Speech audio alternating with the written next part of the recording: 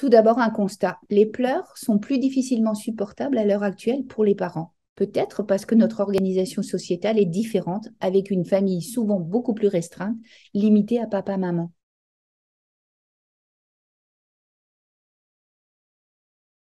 Tous les enfants du monde pleurent, souvent 2 heures par jour. Il est normal qu'un enfant pleure, c'est son langage. Dans ce cas-là, il est important de le rassurer, pas forcément en le prenant dans les bras, mais en lui parlant tout doucement, en posant une main sur lui, pour qu'il sente que vous êtes là. Et là aussi, vous pouvez lui chanter une chanson, votre chanson, celle que vous lui avez chantée quand il était dans votre ventre, pendant vos moments à deux. Vous pouvez éventuellement rester à côté de lui, le temps qu'il se rendorme, s'il a vraiment du mal à s'apaiser. Ne l'endormez pas dans vos bras, car quand il va se réveiller, il ne sera plus dans vos bras et cette situation sera angoissante.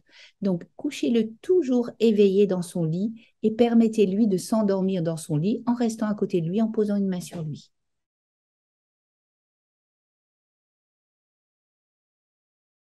Comment peut-on ne pas se mettre en colère?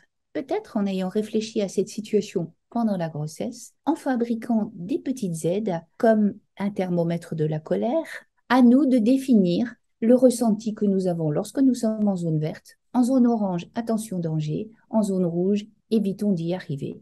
On peut aussi fabriquer un baby crying plan. Le baby crying plan, ce sont 2 colonnes sur lesquelles on va matérialiser les attitudes qu'on veut avoir pour calmer l'enfant et celles qu'on peut avoir pour se calmer. Sur ce baby crying plan, on notera également le numéro de téléphone de la personne ressource. Ce numéro-là, on pourra l'appeler lorsqu'on sera dans la situation de détresse de la zone orange. On notera aussi dessus les numéros d'associations comme Allo Parents ou Enfance et Partage. Ces associations-là sont des associations dont les professionnels sont formés à écouter les parents qui disent je n'en peux plus, si j'avais su, je n'aurais pas eu d'enfant, c'est trop compliqué, je suis incapable de faire face à la situation.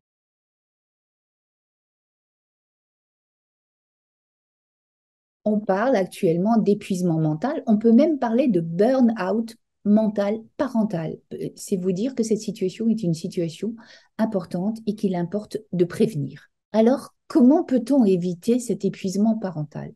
Tout d'abord, on s'octroie un petit temps personnel, un temps de respiration pendant lequel on va s'occuper de soi. On s'accorde des périodes de repos pour lutter contre cette fatigue qui nous envahit et on verbalise le mal-être. On accepte de demander du secours à notre entourage. Bref, on renonce à être un parent parfait. C'était Dolto qui disait qu'on est le meilleur parent pour l'enfant en face de nous.